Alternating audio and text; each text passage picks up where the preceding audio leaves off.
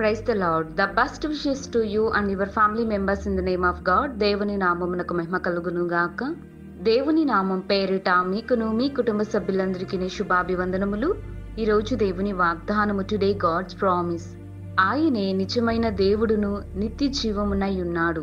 1 యోహాను రాసిన పత్రిక 5వ అధ్యాయం 20వ వచనం. He is the true God and the eternal life.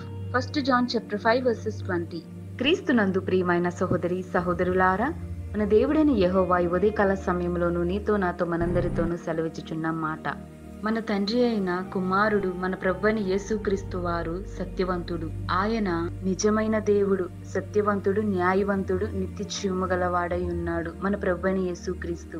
మనమందరమును ఆయనను కనిపెట్టుకొని ఉండాలి. మనమందరమును సత్యము ఎవరైతే అనుసరిస్తారో, సత్యముతో ఎవరైతే జీవిస్తారో అలాంటి వారితో మనం సహవాసం కలిగి ఉండాలండి. యోహాను గారు అంటున్నారు, ఆయనే నిజమైన దేవుడును నిజమైన నిత్య జీవము గలవాడై ఉన్నాడు. ఆయనే యథార్థవంతుడు, ఆయనలో నీతి ఉన్నది అని మనమందరమును తెలుసుకోవాలి.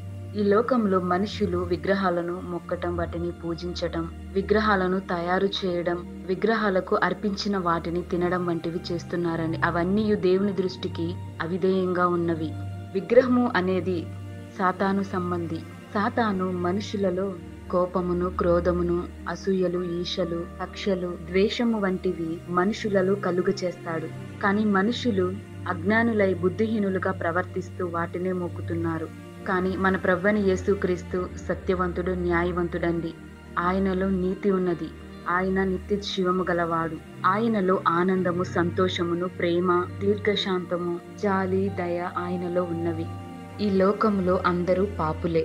ఎవరిలో సత్యము లేదు, నీతి లేదు, నిజాయితీ లేదు. కానీ మన ప్రభువైన యేసుక్రీస్తు వారు మాత్రమే నిజమైన దేవుడు, నీతివంతుడు, సత్యవంతుడు. కనుక మనం ఆయనను అనుసరించి నడుచుకొని ఆయన మీద ఆధారపడి ఆయనతో సహవాసం చేసినట్లయితే దేవుడు మనకు నిత్య జీవమును కలుగ చేస్తాడు.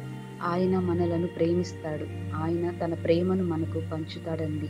కాబట్టి నీవు నేను మనమందరమును నిజమైన దేవుడైన యెహోవాను నిజమైన విశ్వాసంతో మనమందరమును మన ప్రభువైన యేసుక్రీస్తును దేవుడని మనమందరమును కలిగి ఉందుము కాక. ప్రార్థన. జీవము గల దేవా, సర్వాధికారి, నీకే వందనములు, స్తోత్రములు దేవా.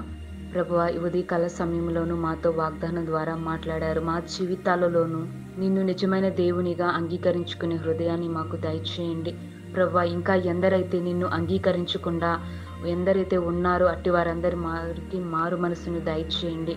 ప్రభువా, ఎందరైతే తెలుసో తెలియకో విగ్రహాలను పూజించటం వంటివి చేస్తున్నారు, ప్రభువా, అజ్ఞానుల వలె ప్రవర్తిస్తున్నారు.